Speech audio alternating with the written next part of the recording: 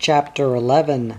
On her trip home from the council meeting at Adolphville, a meeting which had seen the Terran ultimatum expire and the enemy go into action against Da Vinci Heights, Annette Goulding considered the possibility of suicide. What had happened to them, even to the Manses, was overpowering. How did one combat the arguments put forth by a planet which had recently defeated the whole Alphane Empire? Obviously, it was hopeless, and on a biological level, she recognized it and was willing to succumb to it. "I'm like Dino Waters," she said to herself as she scrutinized the murky road ahead, the glow of her headlights against the plastic ribbon which connected Adolphville with Hamlet. "When the chips are down, I prefer not to fight. I prefer to give up. And no one's making me give up. I just want to." Tears filled her eyes as she realized this about herself. "I guess I must basically admire the Manses," she decided. "I venerate what I'm not. I'm not harsh, aloof, unyielding, but theoretically, being a poly, I could become that.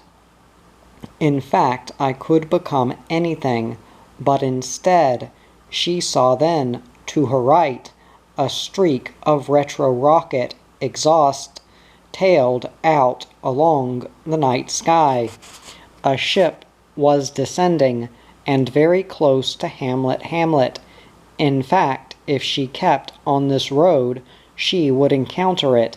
She experienced at once, typical of a poly, two equal, opposite emotions. Fear made her cringe, and yet curiosity, a blend of eagerness and anticipation and excitement, caused her to speed her car up. However, before she reached the ship, her fear won out. She slowed, drove the car on to the soft dirt shoulder, and cut the switch. The car glided in silence to a stop. She sat with headlights off, listening to the night sounds and wondering what to do. From where she sat she could dimly perceive the ship, and occasionally from near it a light flashed. Someone was doing something, Terran soldiers perhaps, preparing to invest Hamlet. And yet she heard no voices, and the ship did not appear large. She was of course armed. Every delegate to the council had to be, although the Hebe rep traditionally forgot his. Reaching into the glove compartment, she fished out the old-fashioned lead slug pistol. She had never used it, and it seemed incredible to her that she might soon find herself using it now, but it seemed that she had no choice. On foot, quietly, she sneaked past scrubby bushes, until all at once she had reached the ship. Startled, she backed away, and then saw a flash of light, the activity near the base of the ship continuing. One man, utterly absorbed, was busy with a shovel, digging a pit.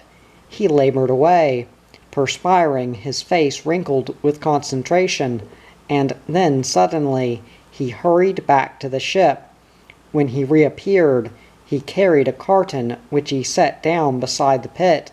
His light flashed into the carton, and Annette Goulding saw 5 grapefruit-like spheres, faintly moist and pulsing. They were alive, and she recognized them. Newly born initial constituents of Ganymedian slime molds. She had viewed pics of them in edutext tapes. The man, of course, was burying them in the soil. They would grow at great speed. This portion of their life cycle fulfilled itself immediately, and so the man hurried. The spheres might die. She said, surprising even herself, "You'll never get them all in the ground in time." One sphere, in fact, had already darkened and become sunken. It was withering before their eyes. Listen, she approached the man, who continued working, digging with a small shovel. "I'll keep them moist. Do you have any water?" She bent down beside him, waiting. They really are going to perish. Obviously, he knew this too. Roughly, the man said, "In the ship, get a big container. You'll see the water tap. It's marked." He snatched the withering sphere from its fellows, set it gently into the pit, began to cover it with loose soil, which he broke with his fingers. A net entered the ship, found the water tap, and then a bowl. Back outside with the bowl of water, she doused the swiftly deteriorating spheres, reflecting philosophically that this was the way with fungi. Everything happened fast with them: birth, growth, even death. Perhaps they were lucky. They had their tiny time to strut about. "Thanks," the man said, as he took a second, now wet sphere, and began to bury it too. "I don't hope to save them all. The spores germinated on my trip. I had no place to put the plants. I just had a pot for the microscopic size spores." He glanced up at her briefly as he dug to enlarge the pit. "Miss Golding," he said. Crouched by the carton of spheres, Annette said, "Why is it that you know me, but I've never seen you before?" "This is my second trip here," the man said cryptically. Already the first buried sphere had begun to grow. In the light of the hand torch, Annette saw the ground quiver and bulge, tremble as the diameter of the sphere radically increased. It was an odd, funny sight, and she laughed. "I'm sorry," she apologized, "but you scuttled about, popped it into the ground, and now look at it. In a while it'll be as big as we are, and then it can move on." Slime molds, she knew, were the sole mobile fungus. They fascinated her for that reason. "How come you know so much about them?" the man asked her. "For years I had nothing to do but educate myself. From the, I guess you would call it, hospital. Anyhow, from it, before it was raised. I got tapes on biology and zoology. It's true, is it, that when they are fully ripe, a Ganymedian slime mold is intelligent enough so you can converse with it? More than that intelligent, the man swiftly planted another sphere. In his hands it quivered, jelly-like, soft. "How wonderful," she said. "I find that terribly exciting. It would be worth staying here to see this. Don't you love this?" she said, kneeling down on the far side of the carton to watch his work. The night smells, the air, the sounds of creatures, little ones, like hip frogs and bell crickets, stirring about. And then this, making these fungi grow instead of just letting them die. You're very humane. I can see that. Tell me your name." He glanced at her sideways. "Why?" "Because, so I can remember you." "I have someone's name," the man said, "so I could remember him."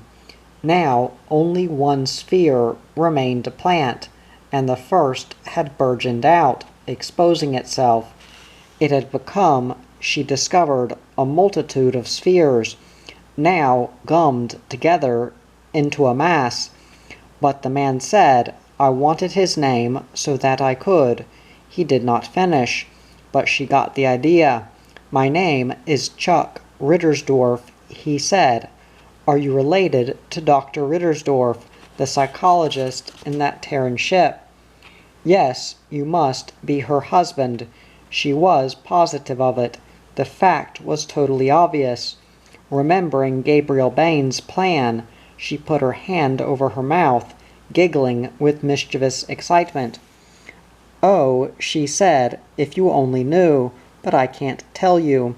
Another name you should remember," she thought, "is Gabriel Bain's."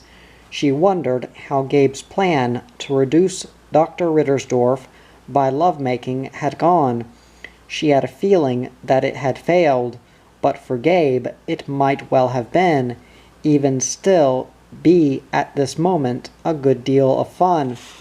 Of course, all that was over now, because Mr. Rittersdorf had arrived. "What was your name," she asked, "when you were here before?" Chuck Rittersdorf glanced at her. "You think I changed my—" "You were someone else. It had to be that. Otherwise she would remember him, have recognized him." After a pause, Rittersdorf said, "Let's just say I came here and met you and returned to Terra, and now I'm back." He glared at her as if it was her fault. The last sphere having been planted, he reflexively gathered up the empty carton and the small shovel, started toward the ship. Following, Annette said, "Will slime molds take over our moon now?" It occurred to her that perhaps this was part of Terra's plan for conquest, but the idea did not ring right. This man had all the appearance of someone working in a stealth alone. It was too much a pair-like idea for her. "You could do a lot worse," Rittersdorf said laconically. He disappeared into the ship. After hesitating, she went in after him, blinking in the bright overhead light. There, on a counter, lay her lead slug pistol. She had put it down when she was involved in filling the container with water. Picking up the pistol, Rittersdorf inspected it, then turned to her with a peculiar expression, almost a grin, on his face. "Yours?" "Yep," she said, humiliated. She held out her hand, hoping he would give it back. However, he did not. "Oh, please," she said, "it's mine, and I laid it down because I was trying to help. You know that." He studied her a long, long time, and then handed her the pistol. "Thank you." She felt gratiated. "I'll remember you did that." "Were you going to save this moon by means of that?" Now Rittersdorf smiled. He was not bad-looking, she decided, except that he had a hectic, careworn expression and too many wrinkles. But his eyes were a clean, nice blue. Perhaps, she guessed, he was in his mid-30s, not really old, but somewhat older than herself. His smile had a pained quality, not as if it were contrived, but, she pondered, as if it were unnatural, as if for him being happy, even briefly, was difficult. He was perhaps like Dinah Waters, addicted to gloom. She felt very sorry for him if that were so. It was a terrible malady to have, far worse than the several others. She said, "I don't think we can save this moon. I just wanted to protect myself personally. You know our situation here, don't you? We—" A voice inside her croaked into abrupt, rudimentary life.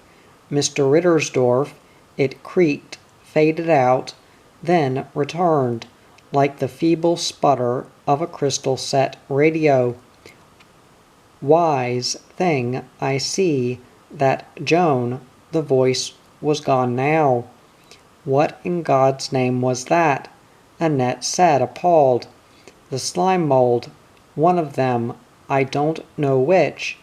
Chuck Rittersdorf seemed transfixed with relief. Loudly he says, it carries the continuity. He shouted at her as if she were a mile away. He's back again. What do you say, Miss Golding? Say something. He grabbed her all at once by the hands, whirled her in a dance-like circle of joyous, child-like celebration. Say something, Miss Golding. I'm glad, Annette said dutifully, to see you so happy. You ought to be as joyous as often as possible. Of course, I don't know what happened. Anyhow, she disengaged her fingers from his. I know you deserve this, whatever it is. Behind her something stirred. She looked back and saw, at the doorway of the ship, a yellow lump which progressed sluggishly forward, undulating over the doorstep, entering. So this is how they look, she realized, in their final stage. It was breathtaking. She retreated, not in fear, but in awe. It was certainly a miracle, the way it had developed so rapidly, and now, as she recalled, it would stay this way indefinitely, until killed at last by too cold or too warm a climate, or by too much dryness, and in its last extremity it would sporify. The cycle would repeat. As the slime mold entered the ship, a second slime mold crept into sight behind it, following, and behind it a third. Startled, Chuck Rittersdorf said, "Which is you, Lord Running Clam?" In Annette's mind a series of thoughts progressed. It is a custom for the firstborn to take the formal identity of the parent, but there is no actual distinction. In a sense, we are all Lord Running Clams. In another sense, none of us is. I, the first, will assume the name. The others are instead inventing new names that gratify them. To me comes the feeling that we will function and thrive on this moon. The atmosphere, the humidity, and the pull of gravity seem quite in order to us. You have helped diversify our location. You've carried us more than, allow me to compute, 3 light years from our source. Thank you. It, or rather they, added. Your ship and you yourself are about to be attacked, I'm afraid. Perhaps you should take off as soon as possible. That is why we came inside, those of us who had developed in time. Attacked by whom? Chuck Rittersdorf demanded, pressing a button at the control panel which slid the hatch of the ship shut. Seating himself, he prepared the ship for departure. As we ferret it out, the thoughts came to Annette from the 3 slime molds.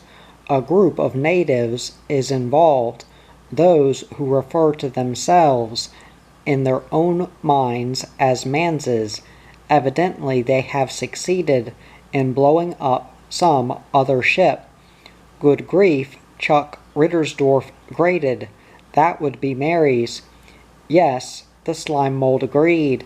The approaching manses are quite consciously congratulating themselves in their typical prideful fashion on successfully fighting off Dr. Rittersdorf. However, she is not dead. Those in the first ship were able to escape. They are at an unknown locale on the moon at present, and the Manses are hunting them. What about the nearby Terran warships? Rittersdorf asked. What warships?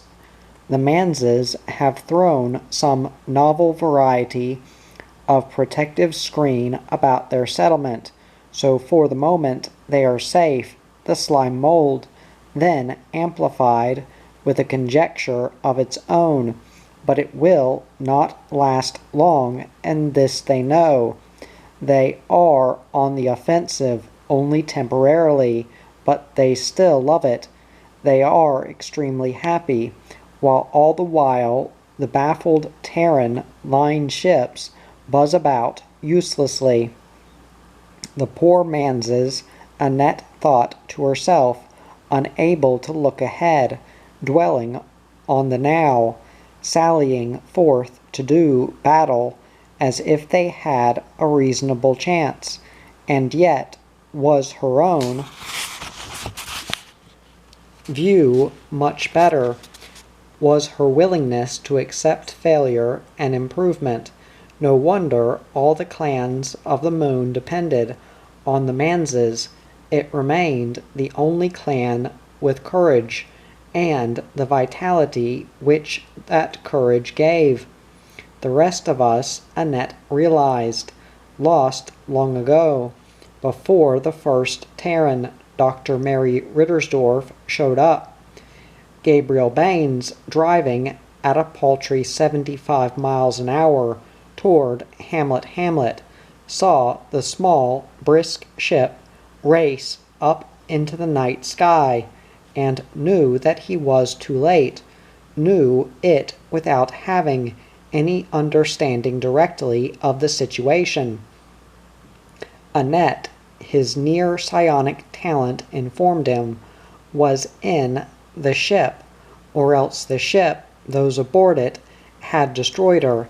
In any case, she was gone, and so he slowed the car, feeling bitterness and despair. There was virtually nothing he could do now, hence he might as well turn back toward Adolphville, to his own settlement and people. But with them in these last tragic days of their existence. As he started to turn his car around, something rumbled and clanked past him, heading toward Hamlet. It was a crawling monster, if not a super monster, cast of high-process iron, as only the Manses knew how to bring off, sweeping the landscape ahead with its powerful lights. It advanced, flying a red and black flag, the symbol of the Manses. Evidently, he was seeing the initial stages of a surface counterattack, but against precisely what? The Manses were certainly in action, but surely not against Hamlet. Perhaps they had been attempting to reach the small, swift ship before it took off, but for them, as for himself, it was too late. He honked his horn. The turret of the man's tank flopped open. The tank circled back toward him, and a man's unfamiliar to him stood up and waved in greeting to him. The man's face was inflamed with enthusiasm. Obviously, he was hotly enjoying this experience, his military duties in defense of the moon, for which they had prepared so long. The situation, depressing as it was to Baines, had an opposite effect on the man's. For him it permitted a flowery bellicose puffing and posturing. Gabriel Baines was not surprised. Hi, the man's in the tank yelled, grinning broadly. Baines called back, with as little sourness as he could manage. I see the ship got away from your people. We'll get it. The man's did not lose his cheerfulness. He pointed instead toward the sky. "Watch, buddy, for the missile." A second later, something flashed overhead. Luminous fragments rained down, and Gabriel Baines realized that the Terran ship had been hit. The man's was correct. As usual, it was a clan characteristic. Horrified because of his intuition that Annette Goulding had been within the ship, he said, "You barbaric, monstrous manses." The main debris was descending to his right. Slamming his car door, he started up the engine, left the road, and bumped across the open countryside.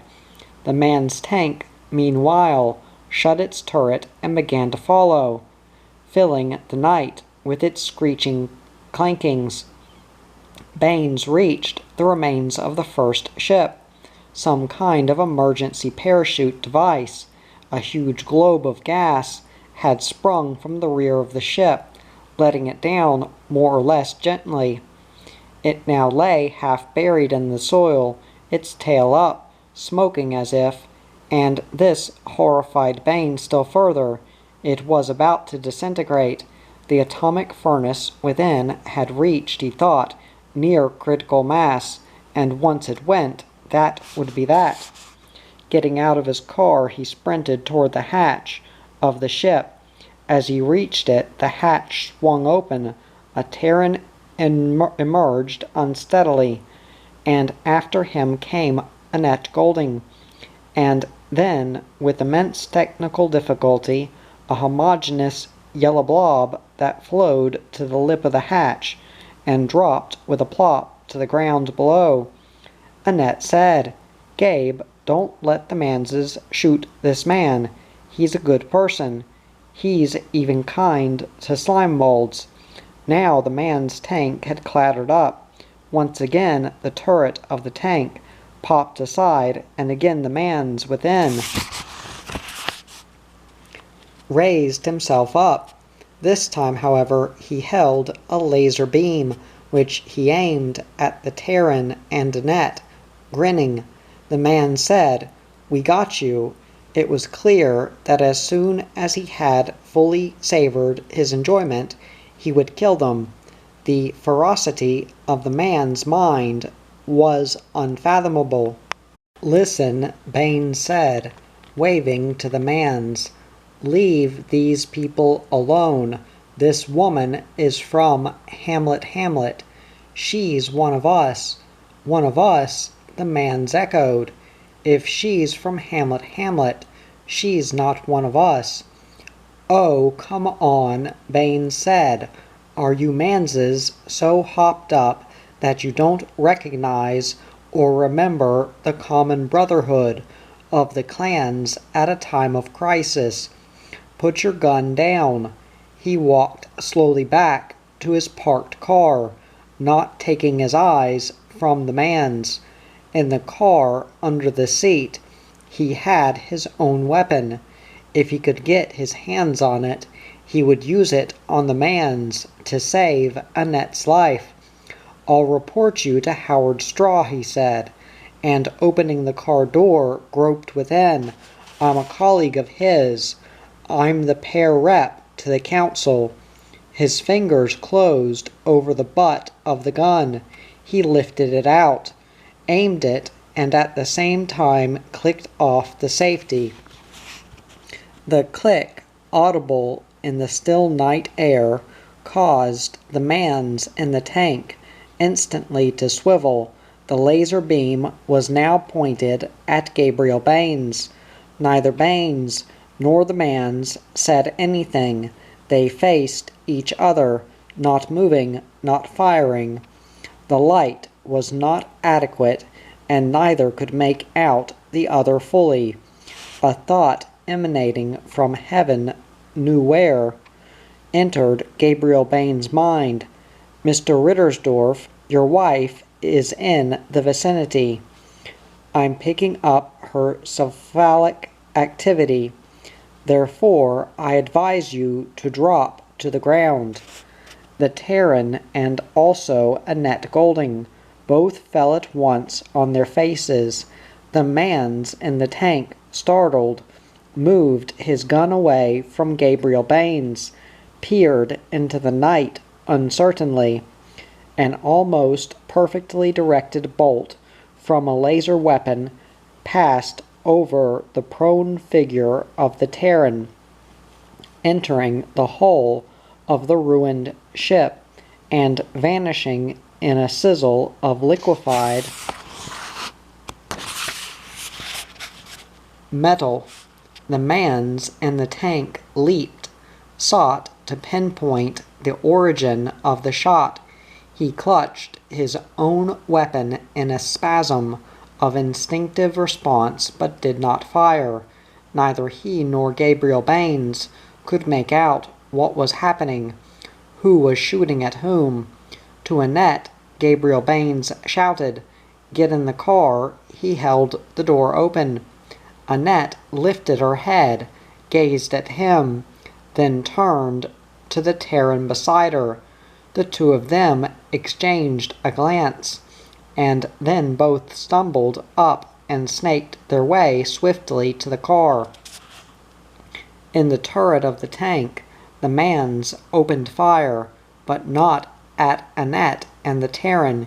He was firing into the darkness, in the direction from which the laser bolt had come. Then, all at once, he popped back down inside his tank.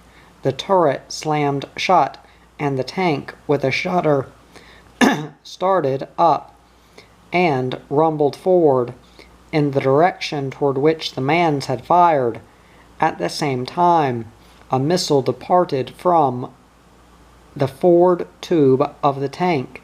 It went straight, parallel to the ground, and then, all at once, detonated. Gabriel Baines trying to turn his car around. The Terran and Annette, in the front seat beside him, felt the ground leap and devour him. He shut his eyes, but what was happening could not be closed out. Beside him, the Terran cursed. Annette Golding gave a moan. "Those manses," Baines thought savagely, as he felt the car lift, picked up by the shock wave of the exploding missile.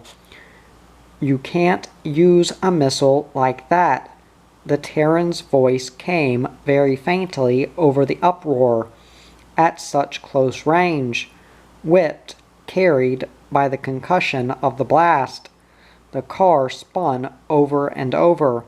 Gabriel Baines bounced against the safety padding of the roof, then against the safety padding of the dashboard. All the security devices that an intelligent pair would install in his vehicle to protect himself against attack came on automatically, but they were not enough. On and on the car rolled, and in it Gabriel Baines said to himself, "I hate the manses. I'll never advocate cooperation with them again." Someone thrown against him said, "Oh God," it was Annette Golding. He caught her, hung onto her. All the windows of the car had burst, bits of plastic rained, showering on him, and he smelled the acrid stench of something burning. Perhaps his own clothing. It would not have surprised him. Now the protective anti-thermal foam spouted in gobs from the nozzles on all sides of him, activated by the temperature. In a moment he was floundering in a gray sea, unable to catch hold of anything. He had lost Annette again. God damn, he thought, these protective devices that cost me so much time and skins are almost worse than the blast itself. Is there a moral there? He asked himself as he tumbled in the slimy foam. It was like being lathered up for some great orgy of body hair cutting. He cringed and gagged, struggled to get free of the sticky stuff. "Help," he said. No one and nothing answered. I'm going to blow up that tank, Gabriel Baines thought to himself as he floundered. I swear it, I'll get back at them, at our enemy, the arrogant Manses. I always knew they were against us. You are mistaken, Mr. Baines. A thought appeared in his mind, calm and sensible. The soldier who fired the missile did not intend to hurt you. Before he fired, he made a careful calculation, or so he believed. You must beware of seeing malice behind accidental injury. At this moment he is attempting to reach you and drag you from your flaming car, and those with you as well. If you can hear me, Baines thought back, help me. I can do nothing. I am a slime mold. I can't under any circumstances approach the flames, being too heat sensitive, as recent events demonstrate clearly. 2 of my brethren have in fact already perished trying, and I am not ready at this time to sporify again. It added gratuitously, anyhow, if I were to try to save anyone, it would be Mr. Rittersdorf, there with you in the car, the man from Terra. A hand grabbed Gabriel Baines by the collar. He was lifted, dragged from the car, tossed off to one side.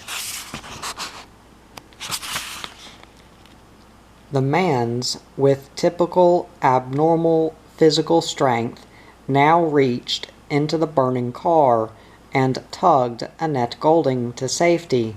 Next, Mr. Rittersdorf, the slime mold's anxious thoughts came, reaching Gabriel Baines where he lay, once more with complete disregard for his own safety.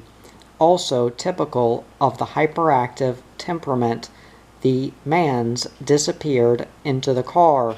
This time, when he returned, he was pulling the Terran out. Thank you, the slime mold thought, with relief and gratitude. In exchange for your deed, allow me to give you information.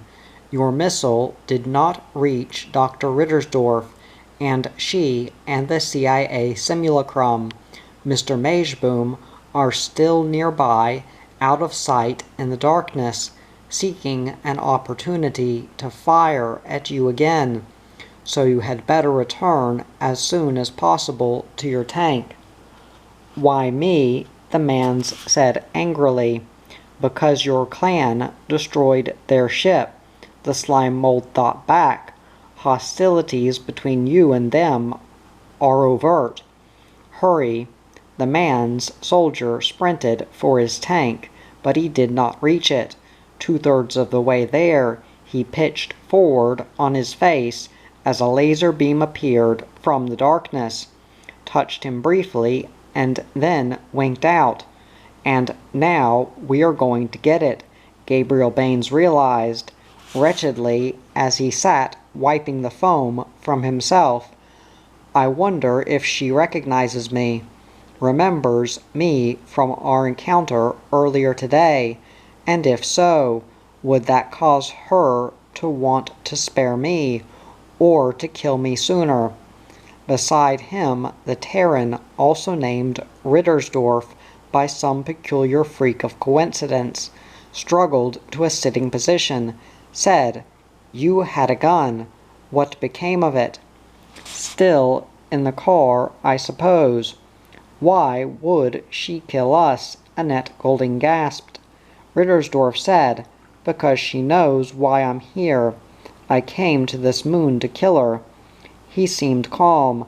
By the time tonight's over, one of us will be dead, either she or I. Obviously, he had made up his mind. Overhead, the roar of a retro rocket sounded. It was another ship, a huge one, Gabriel Baines realized, and he felt hope.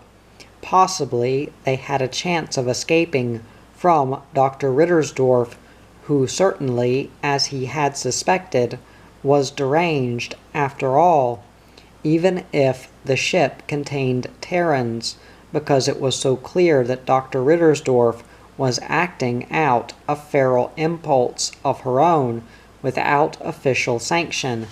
At least, he hoped so. A flare burst above them.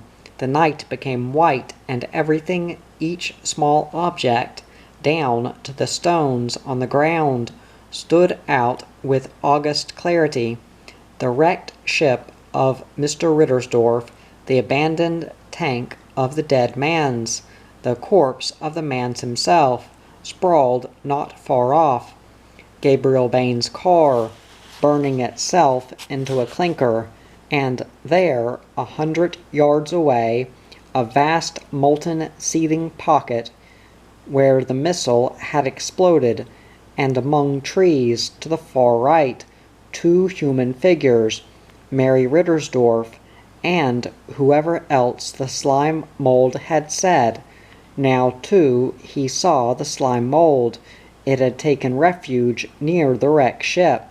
In light of the flare, it was a macabre sight.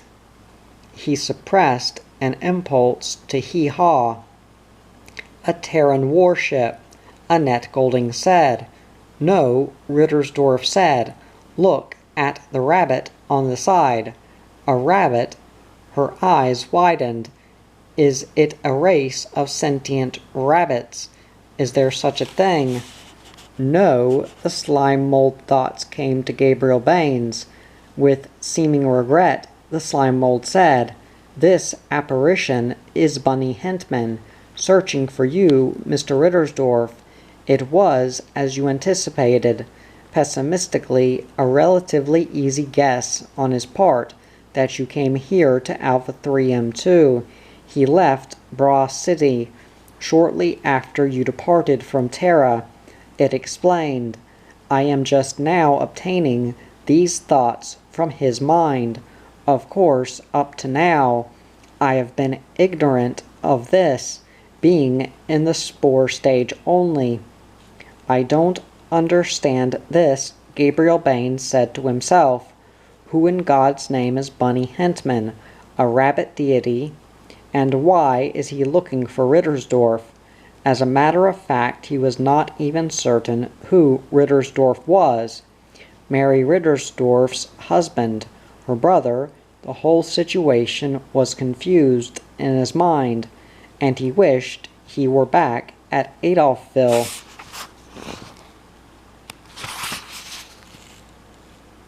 In the prepared security positions which his clan had elaborated over the years for just such abominations as this. Evidently he decided, we are doomed. They are all ganged up against us. The Manses, Dr. Rittersdorf, the fat ship overhead, with its bunny totem painted on its side, and somewhere nearby, the Terran military authorities waiting to move in. What chance do we have? A massive clot of defeatism rose up within him, and well it might, he thought grimly, leaning toward Annette Golding, who sat weakly trying to shake the anti-thermal foam from her arms. He said, Goodbye. She looked at him with large dark eyes. Where are you going, Gabe? What the heck, he said bitterly. Does it matter? They had no chance here, caught by the flare in sight of Dr. Rittersdorf and her laser beam, the weapon which had already killed the man's shoulder. He rose unsteadily to his feet, slopping off foam, shaking himself like a wet dog. I'm leaving, he informed Annette, and then he felt sad, because of her, not his own death, but hers. That was what distressed him. I wish I could do something for you, he said, on impulse, but that woman is insane. I know firsthand. Oh, Annette said, and nodded. It didn't go well then. your plan regarding her." She glanced at Rittersdorf then, covertly. "Well, did you say?" He laughed. "It was really amusing. Remind me to describe it to you sometime." Bending, he kissed her. Annette's face, slippery and damp from the foam, pressed against his muzzle, and then he straightened up and walked away, seeing clearly by the light of the still functioning flare. As he walked, he waited for the laser beam to touch him. So brilliant was the glare that, involuntarily, he half shut his eyes, squinting. He made his way along step by step, in no particular direction. Why hadn't she shot? It would come, he knew. He wished it would hurry. Death at the hands of this woman. It was a good fate for a pair, ironic and deserved. A shape blocked his way. He opened his eyes. 3 shapes, and all of them familiar to him. He faced Sarah Apostles, Omar Diamond, and Ignaz Lederer, the 3 ultimate visionaries on the moon. Or, put another way, he thought to himself, the 3 greatest nuts from among all the clans. What are they doing here? Levitated or teleported, or whatever they do, anyhow got here by their neo-magic. He felt only irritation at seeing them. The situation was enough of a mess as it was. Evil confronts evil, Ignaz Lederer intoned sententiously. But out of this our friends must be preserved. Have faith in us, Gabriel. We will see that you are conducted very soon, psychopomp-wise, to safety. He extended his hand, then to Baines, his face transfigured. "Not me," Baines said. "Annette Golding. Helper." It seemed to him then that all at once the weight of being a pair, of defending himself against all harm, he had been lifted from him. For the first time in his life he had acted not to save himself, but to save someone else. She will be saved too, Sarah Apostles assured him, by the same agency. Above their heads, the retro rockets of the big bunny-inscribed ship continued to roar. The ship was descending, slowly, coming down to land. Chapter 12. Beside Mary, the CIA man, Dan Majeboom, said, "You heard that slime mold statement. That ship contains the TV comic Bunny Hintman, who's on our top want list." Agitated, Majeboom plucked at his throat, obviously groping for the intercom transmitter, which linked him with the powerful CIA relay aboard the nearby Terran ships of the line. "I also heard the slime mold declare," Mary said, "that you're not a person, but a simulacrum." "Person, Schmerson," Majeboom said. "Does it matter?" Now he had found the microphone of the comm. He spoke into it, ignoring her, telling his superiors that Bunny Hintman had turned up at last, and this, Mary thought, on the basis of a verbal utterance by a Ganymedian fungus. The credulity of the CIA passed all understanding. However, it was probably true. No doubt Hintman was aboard the ship. It did have as its ident marking the rabbit symbol familiar to viewers of the TV show. She recalled then the ugly episode when she had approached the Hintman organization in her efforts to obtain a job for Chuck as script writer. They had neatly adroitly propositioned her, and she had never forgotten this, nor would she ever. A side deal they had euphemistically called it. The lewd skunks, she thought as she watched the ship settle down like some enormous overripe football. My instructions, Majeboom spoke up suddenly, are to approach the Hintman ship and attempt to arrest Mr. Hintman. He scrambled to his feet. Amazed, she watched him trot toward the parked ship. Should I let him go? She asked herself. Why not? She decided, and lowered her laser beam. She had nothing against Majeboom, human or simulacrum, whatever he was. In any case, he was decidedly ineffectual, like all CIA personnel she had met during her years with Chuck. At once she turned her attention back to him, where he huddled with Annette Golding. You've come a long way, dear, she thought, just to pay me back. Is it worth it? But she thought, you've also found a new woman. I wonder how you're going to enjoy having a polymorphic schizophrenic for a mistress. Pointing the laser tube, she fired. The harsh white light of the flare abruptly winked out. Darkness returned.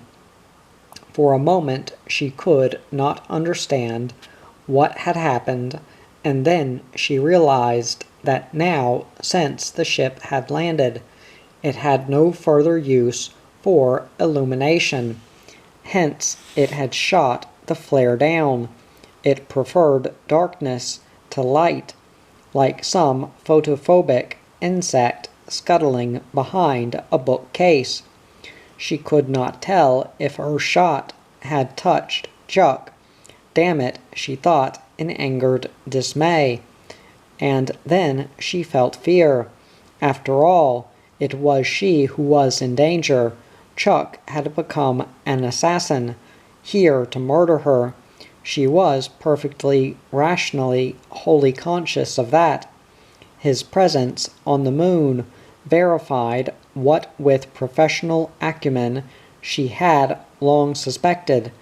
It occurred to her now that during the trip and initial days on Alpha 3M2, Chuck might easily have been the inhabitant of the Majeboom simulacrum. Why hadn't he done it then, instead of waiting? In any case, that was not true now. Since the simulacrum would be operated from Terra, that was CIA policy, as she well knew from remarks Chuck had made over the years. I should get away, she said to herself, before he does do it. Where can I go? The big warships can't come in because those lunatics and maniacs have held that shield up.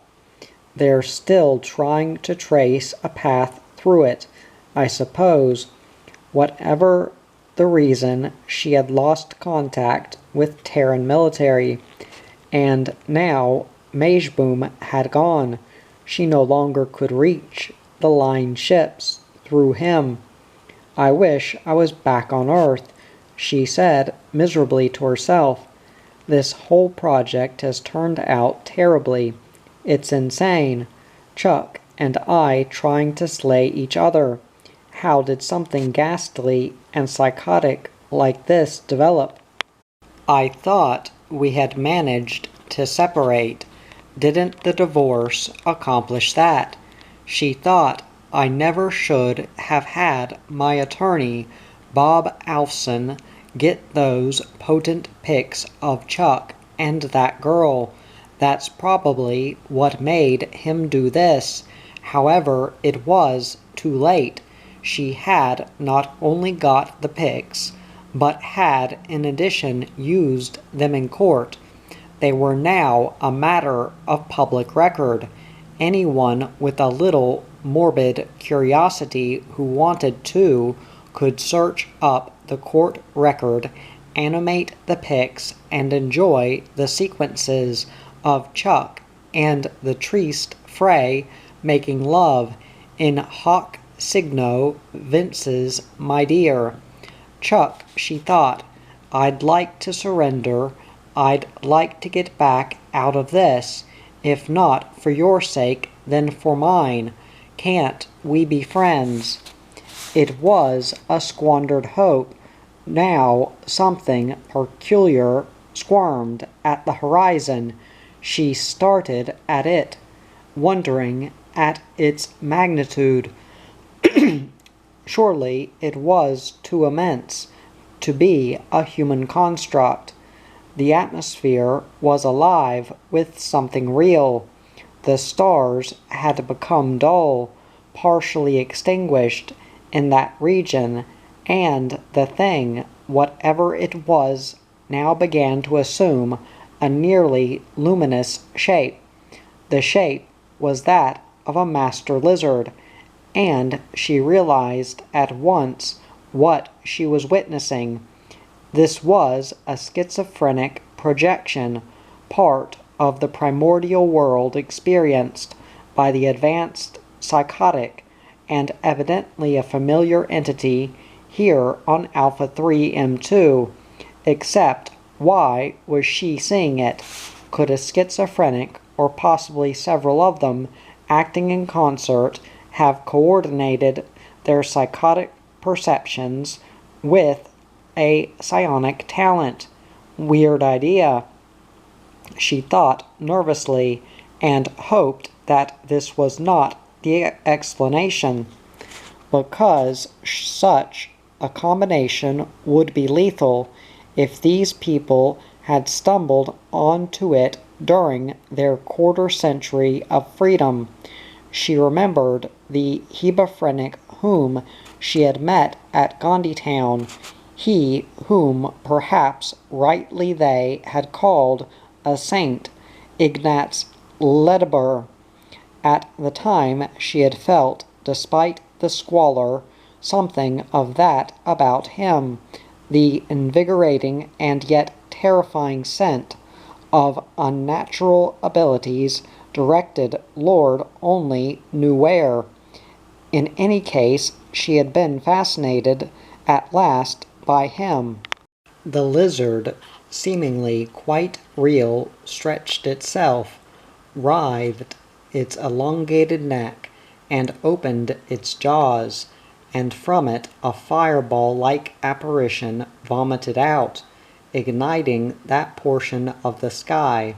The fireball drifted upward as if carried by the atmosphere, and she breathed a sigh of relief. At least it was departing, rather than descending. Frankly, she was apprehensive about it. She did not relish this sight one bit. It was too much like covert dream sequences, which she had experienced in her own sleep. Experienced and not discussed or contemplated, not wanting even to scrutinize them in secrecy, much less discuss them with anyone else, any professional psychiatrist, God forbid. The fireball ceased ascending and began to break up into streamers of luminosity. The streamers drifted down, and, to her numbed surprise, quivered, as if shaped by hand into enormous words. The words comprised a sign, in the most literal sense, and a sign, she realized, with embarrassment and horror, directed at her. The words blazed out, Dr. Rittersdorf, avoid bloodshed, and you will be permitted to leave. And then, in smaller, blazing letters, as if by afterthought, this, the Holy Triumvirate. They're out of their minds, Mary Rittersdorf said to herself, and felt a hysterical laugh rise up in her throat. It's not I who am seeking bloodshed, it's Chuck. Why in God's name pick on me? If you're so holy, you ought to be able to perceive something as obvious as that. But she realized perhaps it was not so obvious. She had fired at Chuck, and before that she had killed the man's soldier as he fled back to his tank. So perhaps, after all, her conscience, her intentions were not so unstained. More words formed. Please reply. Good grief, she protested. How? She could hardly be expected to write her own answering letters of fire in the sky. She was scarcely a triumvirate of holy hebephrenic saint psychotics. This is just terrible, she said to herself, just grotesque to have to endure, and if I'm to listen to them, to believe them, I'm somehow to blame, somehow responsible for the malignance that exists between me and Chuck, and I'm not. There, all at once, was a red glow of laser beam activity from the vicinity of the Bunny Hintman ship. Dan Majeboom, CIA simulacrum and agent in the field, was evidently fighting it out. She wondered what success he or it was having. Probably very little. If you knew the CIA, anyhow, she wished him luck. She wondered whether the Holy Triumvirate had any instructions for him too. Majeboom could use help. Alone, he busily engaged in his frontal attack on the Hintman ship, firing away with what she now perceived to be an unhuman dedication. He may be a simulacrum, obviously is in fact a simulacrum, she said to herself, but no one can say he's a coward, and the rest of us, she reflected, she herself, Chuck, and the girl with him, the slime mold, even the man's soldier, who had looked futilely for the protection of his tank. Every one of us are now pinned down by fright, motivated by nothing more than the animal instinct to save our individual hides. Out of all of them, only Dan Majeboom, the simulacrum, had gone on to the offensive, and, or at least so it appeared to her, Majeboom's assault on the Hintman ship was destined for ludicrous failure. New, glowing, enormous words now appeared in the sky, and thank heaven, these were not specifically directed at her. She was spared the humiliation this time of being singled out. Cease your warfare and love one another. All right, Mary Rittersdorf thought agreeably. I'll begin. I'll love my ex-husband Chuck, who came here to kill me. How's that for a new start in the midst of all this? The red glow of laser beams near and around the parked Hintman ship picked up in intensity. The simulacrum had failed to respond to the great warning words. It continued its futile but highly gallant struggle. For the first time in her life, she fully admired someone. From the instant that Bunny Hintman's ship appeared, the slime mold had become apprehensive. Its thoughts, reaching Chuck Rittersdorf, were saturated with concern now. I am receiving ghastly malappraisals of the recent events, the slime mold thought to Chuck, all emanating from the Hintman ship. He and his staff, and in particular the several Alphanes around him, have dreamed up a philosophy which places you, Mr. Rittersdorf, dead center in the fictitious conspiracy against them. The slime mold was silent for an interval, and then it thought, "They have dispatched a launch." "Why?" Chuck said, and felt his heart rate change. Pics taken during the exposure of the flare revealed your presence here on the surface. The launch will land. You will be nabbed. It is inevitable. Scrambling to his feet, Chuck said to Annette Golding, "I'm going to try to get away. You stay here." He started to run away from the scene, in no direction in particular. He simply hobbled across the uneven ground as best he could. Meanwhile, the Hintman ship had landed, and as he ran, he now made out an odd phenomenon. Red trails of laser beams lit up in the form of dull streaks near the parked ship. Someone or some group had initiated an overt conflict with the Hintman ship as soon as it had opened its hatch. Who, he wondered? Not Mary, surely. One of the clans here on the moon, perhaps a spearhead of the Manses. But didn't they already have their hands full, fighting off Terra, maintaining the dubious protective shield over Da Vinci Heights, and the Manses employed some other form of weapons, rather than the old-fashioned laser beam.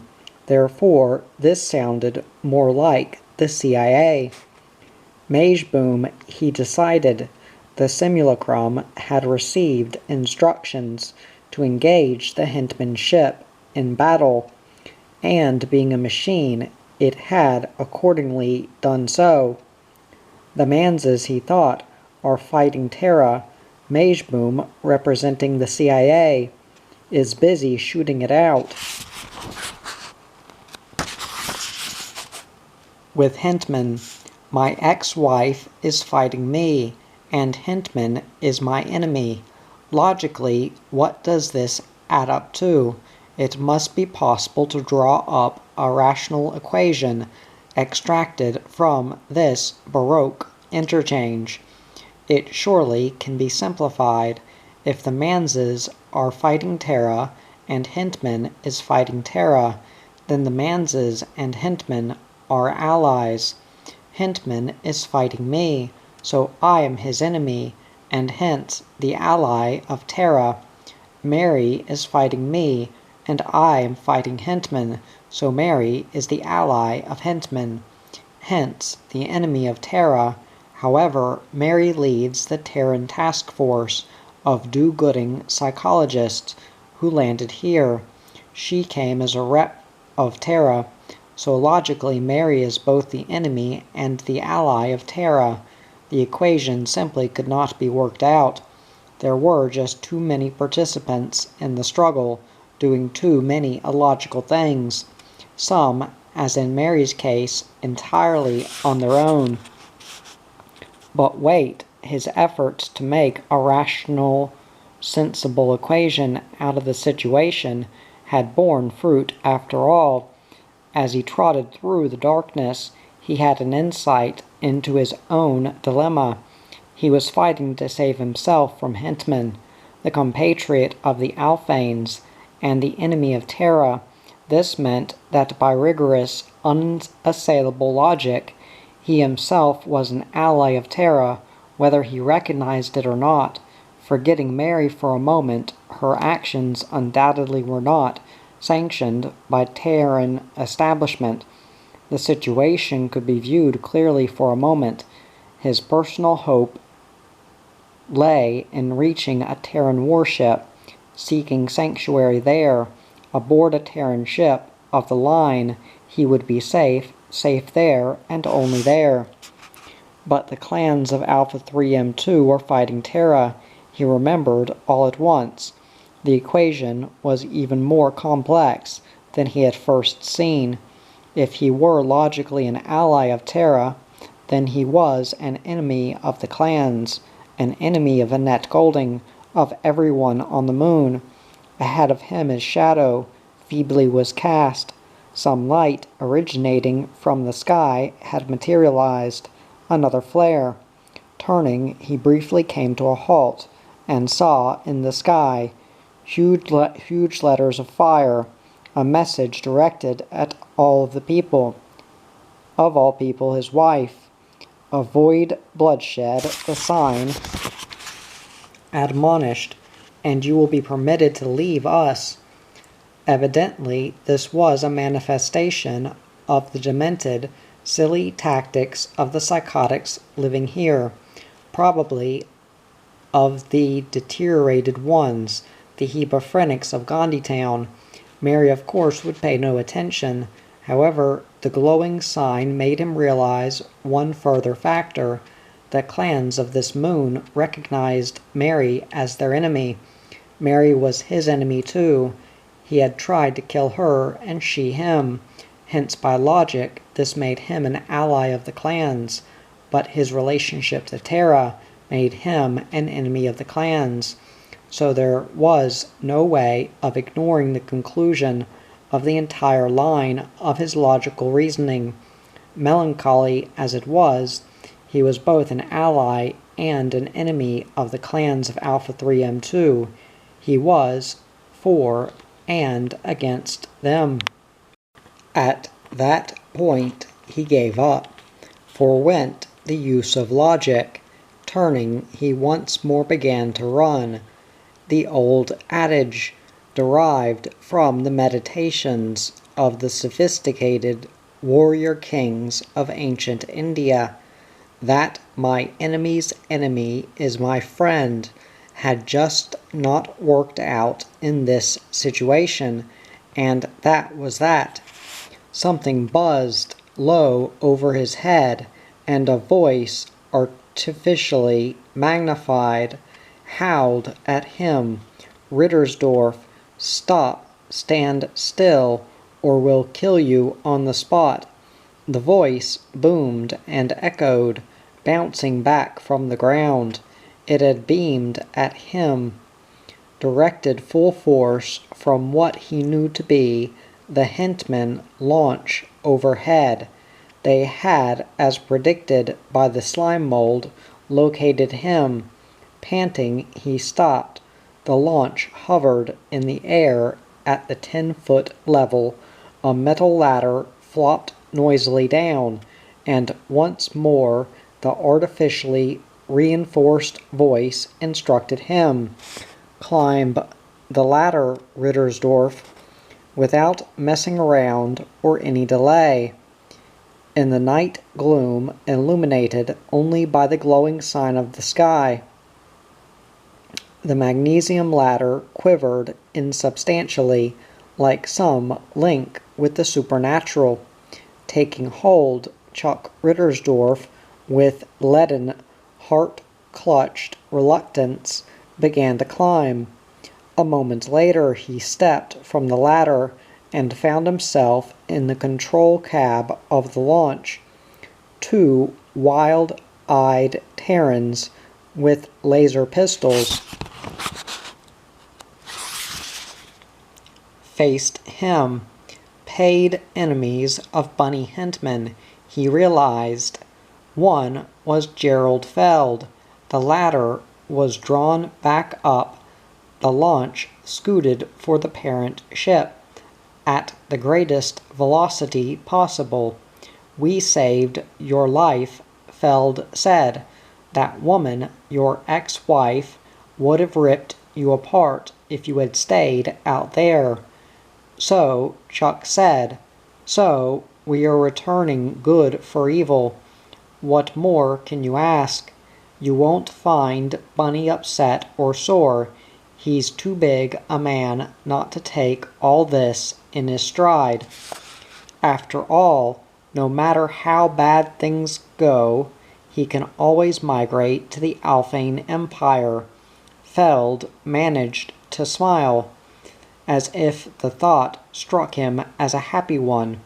From Hintman's point of view, it meant things were not intolerable After all, a way out existed. The launch reached its parent ship. An aperture tube opened. The launch fitted itself in place and then slid without use of power down the tube and to its berth, deep within the big ship. When the launch had opened its hatch, Chuck Rittersdorf found himself confronted by Bunny Hintman, who mopped his florid forehead worriedly and said, "Some lunatic's attacking us. One of the psychotics here, evidently from the way he's acting." The ship vibrated. "See," Hintman said, with anger. "He's charging us with a hand weapon." Waving Chuck toward him, he said, "Come along with me, Rittersdorf.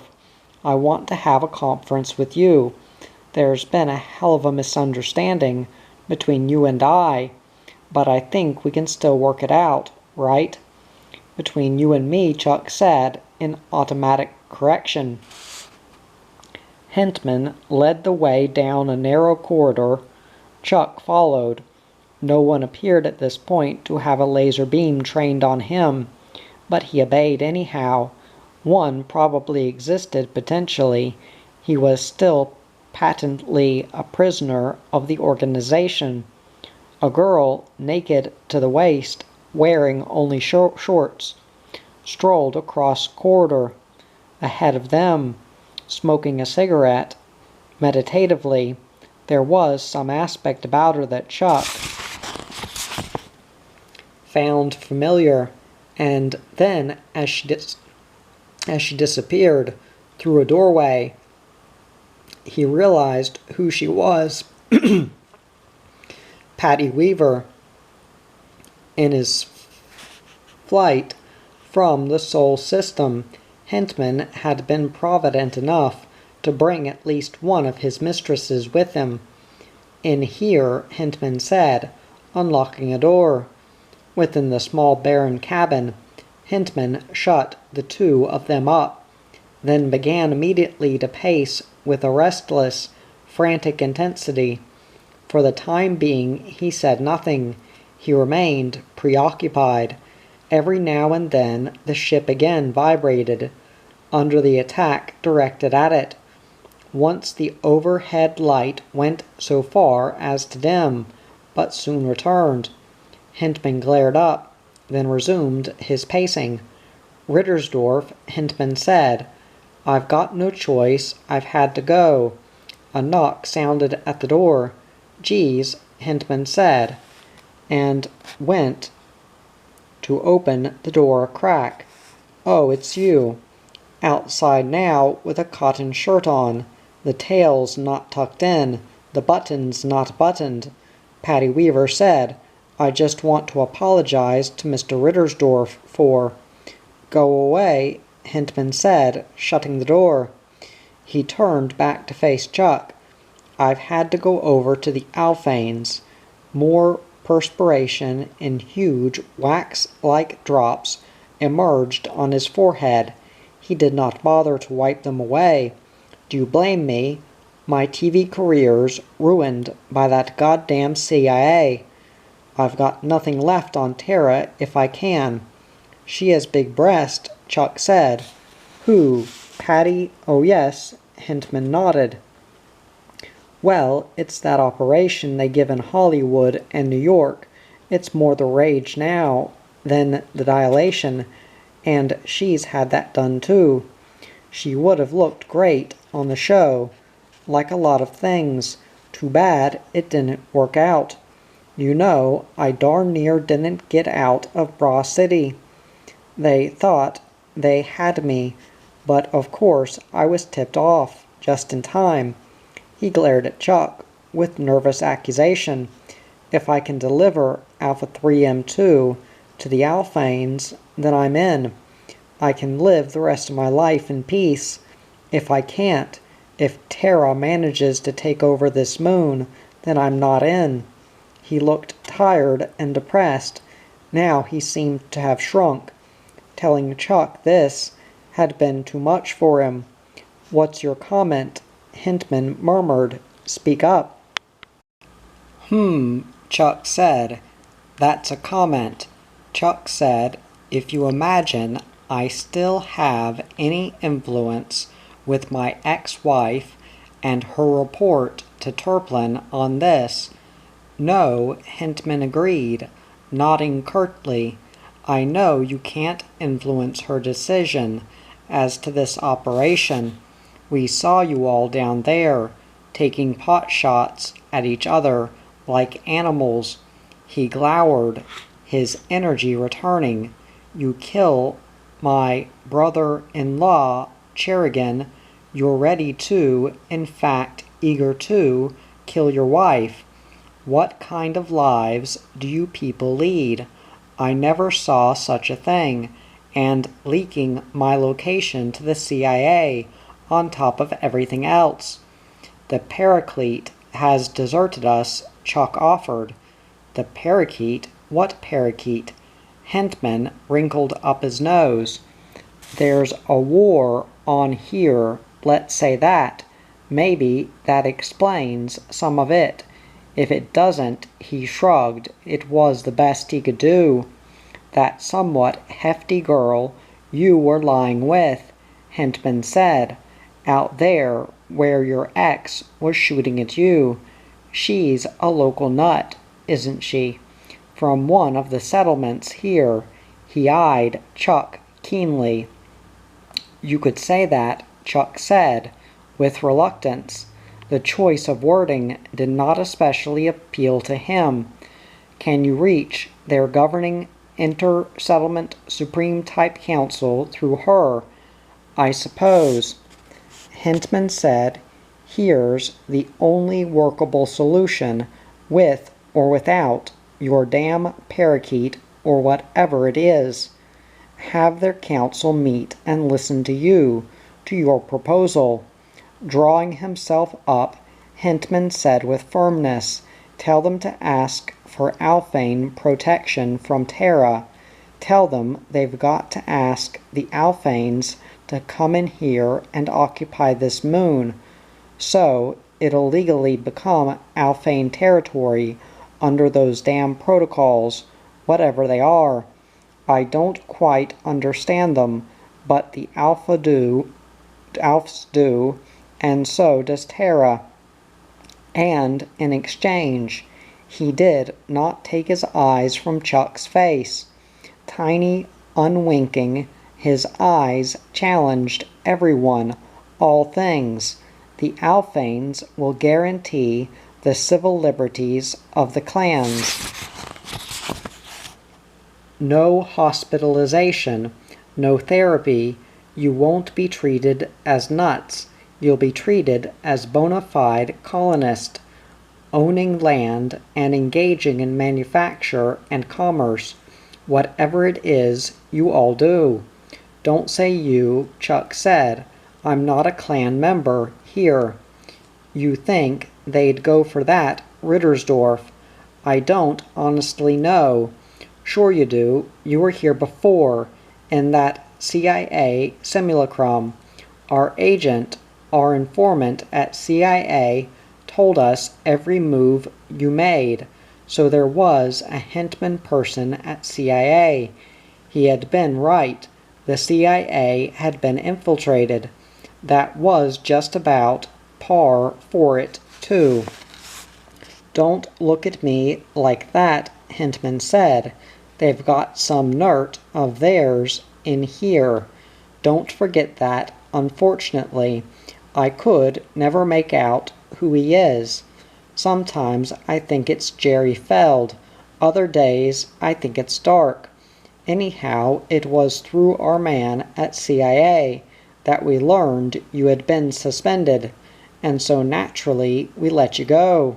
What good were you to us if you couldn't reach your wife here on Alpha 3M2? I mean, let's be reasonable," Chuck said. "And through their agent in your organization. Yeah, the CIA knew within minutes that I'd canceled the script idea and dropped you, so Off they went, slamming, they thought, the door on me, as you read in the papes, but of course, through my agent with them, I knew the blade was about to fall, so I got away. And their agent in my organization let them know I had left Terra, only he didn't know where exactly I had gone. Only Cherrigan and Feld knew that. Philosophically, Hintman said, maybe I'll never find out who the CIA has in here. It's not important. Now, I kept most of my dealings with the Alphs top secret, even from members of my staff, because of course I knew we'd been infiltrated right from the start. He shook his head. What a mess. Chuck said, who's your agent at CIA? Jack Elwood. Hintman grinned lopsidedly, gleeful.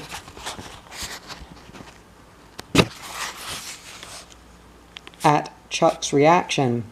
How come do you suppose Elwood was willing to release that expensive pursuit ship to you?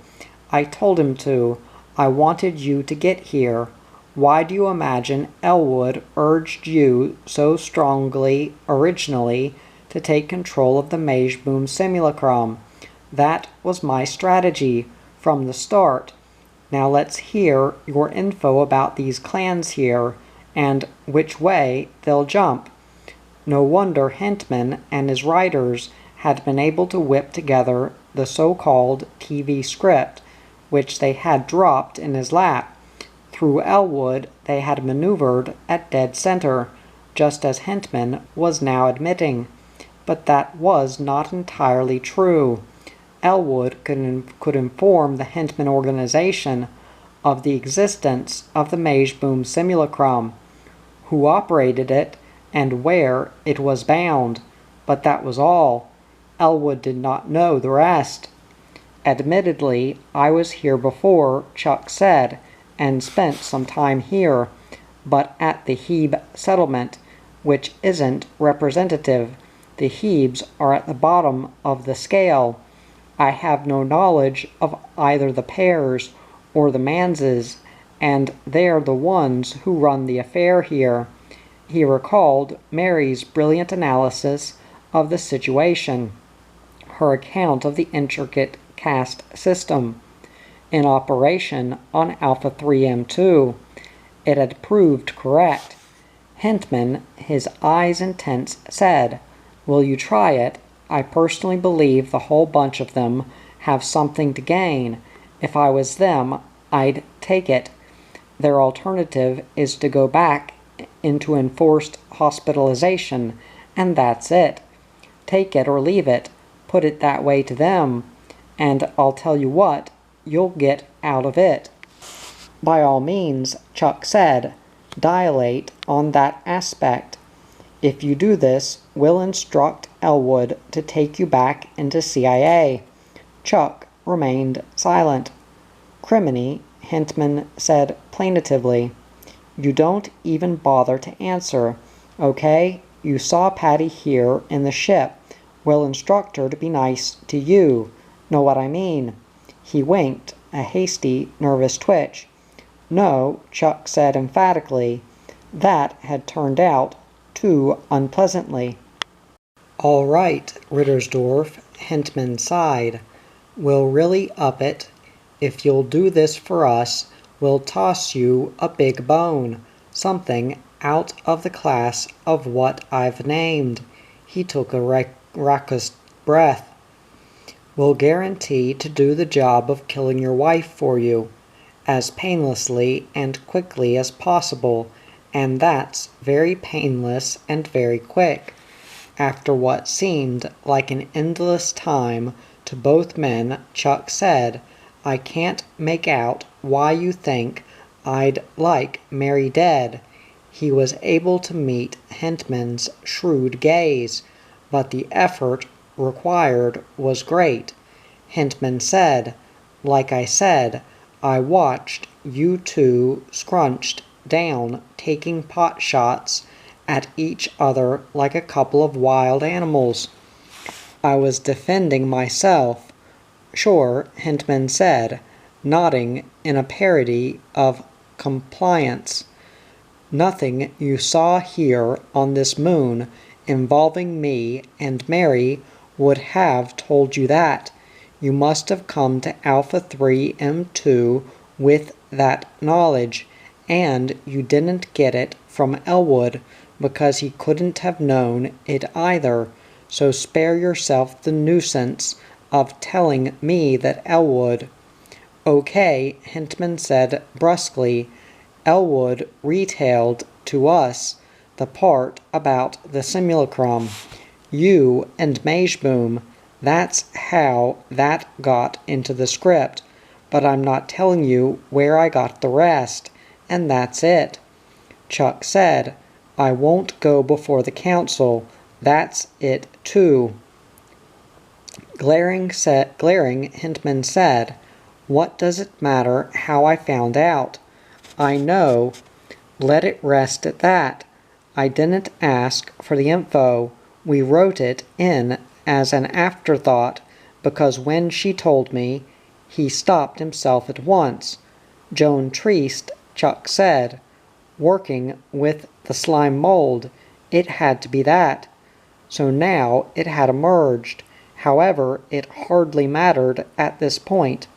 Let's not get sidetracked. Do you want your wife killed or not? Make up your mind. Hintman waited impatiently. No, Chuck said. He shook his head. There was no doubt in his mind. The solution lay at hand, and he rejected it, and with finality. Wincing, Hintman said, You want to do it yourself. No, he said, that was not the case. Your offer made me remember the slime mold and Cherrigan's killing it there in the hall of my Connaught. I could see that happening again, only with Mary instead of Lord Running Clam, and he thought, that's not what I want at all. Evidently, I've been wrong. That terrible event told me something, and I can't forget it. But what, then, do I want in regard to Mary? He did not know. It was obscure to him, and perhaps it would remain so forever. Once more Hintman had got out his handkerchief to mop his forehead. What a foul-up! You and your domestic life. It's wrecking the plans of two inter-system empires, Terras and Alphas. Did you ever think of it that way? I give up. Frankly, I'm glad you said no, but we couldn't seem to find any other inducement we could offer you. We thought that was what you wanted out of all this. I thought so too, Chuck said. It must be that I'm still in love with her, he realized. A woman who murdered that man's soldier as he tried to get back to his tank. But at least in his own eyes, she had been trying to protect herself, and who could blame her for that? Again, there was a knock at the door. Mr. Hintman. Bunny Hintman opened the door. Gerald Feld stepped rapidly aside. Mr. Hintman, we've picked up the telepathic thought emanations of a Ganymedian slime mold. It's somewhere nearby outside the ship. It wants to be allowed in, so... He glanced at Chuck. So it can be with Rittersdorf. Here, it says it wants to share his fate. Feld grimaced. It's very concerned about him. Obviously, he looked disgusted. Let the damn thing in, Hintman instructed. As Feld departed, Hintman said to Chuck, To be honest, I don't know what's going to become of you, Rittersdorf. You seem to have managed to create a complete mess of your life in every direction. Your marriage, your job, taking your long trip here, and then changing your mind. What do you have? I think perhaps the Paraclete is back, Chuck said. It would seem so, in view of the fact that he had declined, at the final moment, to take Hintman up on his offer regarding Mary. "What's this thing you're talking about?" "The Holy Spirit," Chuck said. "It's in every man, but hard to find." Hintman said, "Why don't you fill the vacuum with something noble, like saving these nuts here on Alpha 3M2 from mandatory hospitalization? At least you'd be getting back at the CIA. There are a couple of highly priced Alphane military characters on the ship. In a matter of hours they could bring in official craft to take formal legal possession of this moon. Of course Terran warships are hanging around here too, but this just shows how carefully it has to be handled. You're an ex-CIA man. You ought to be able to work something tricky out like this." "I wonder how it would feel," Chuck said, "to spend the rest of my life on a moon populated solely by psychotics. How the hell do you think you've been living? I'd call your interpersonal relationship with your wife psychotic. You'll make out. You'll find some fray to bed down with to replace Mary. As a matter of fact, when our flare went off, we got a reasonably good look, via the pics, of the one you were huddled with. She's not bad, is she?" "Annette Goulding," Chuck said. "Polymorphous schizophrenia." "Yeah, but even so, won't she do?" After a pause, Chuck said, "Possibly." He was not a clinician, but Annette had not seemed very ill to him, much less so in fact than Mary, but of course he knew Mary better. Still, once more there came a rap at the door. It opened, and Jerry Feld said, "Mr. Hintman, we've discovered the identity of the individual attacking us. It's the CIA simulacrum, Daniel Majeboom," he explained. "The Ganymedian slime mold, in gratitude for our letting it into the ship, gave us that information. I have an idea." "The same idea," Hintman said, "occurs to me. Or if it isn't, I don't want to hear it." He turned to Chuck. "We'll contact Jack Elwood at the San Francisco office of the CIA. We'll have him pull the operator off the simulacrum, whoever it is that's operating it, probably Petrie." Obviously, Hintman was completely familiar with the working of the CIA's San Francisco office. "Then, Rittersdorf will have you take over operation of the simulacrum from here.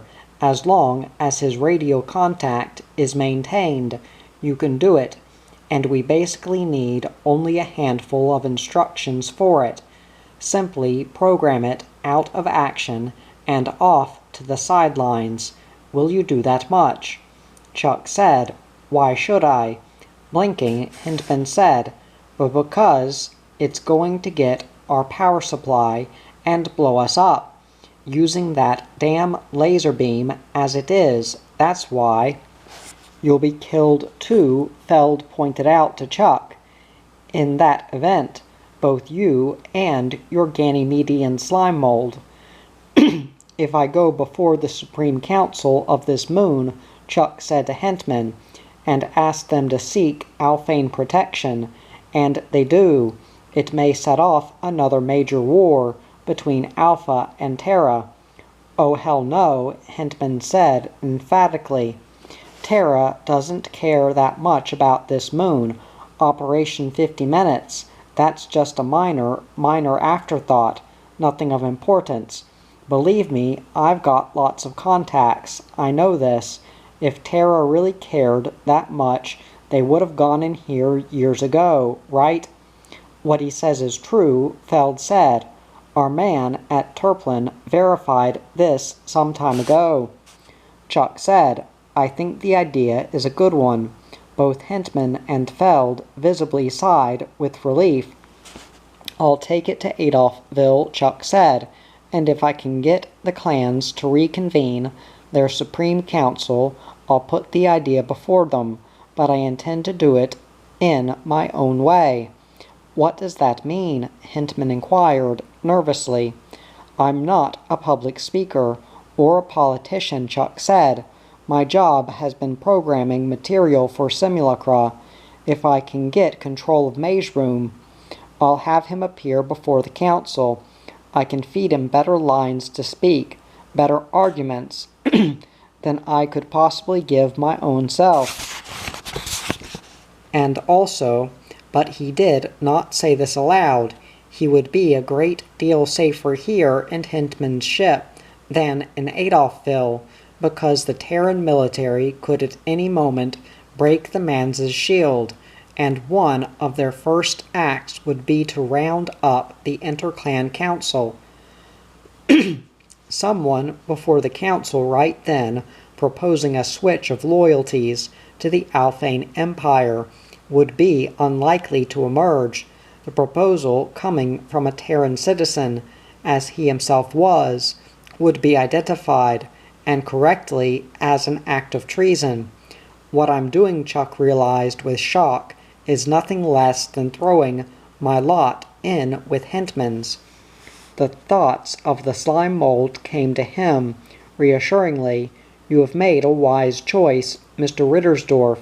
First, your decision to permit your wife to live, and now this.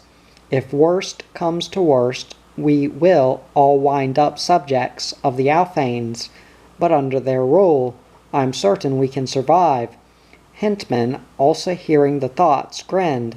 "Shall we shake on it?" he asked Chuck, holding out his hand. They shook. The treasonable deal, for better or worse, had been made.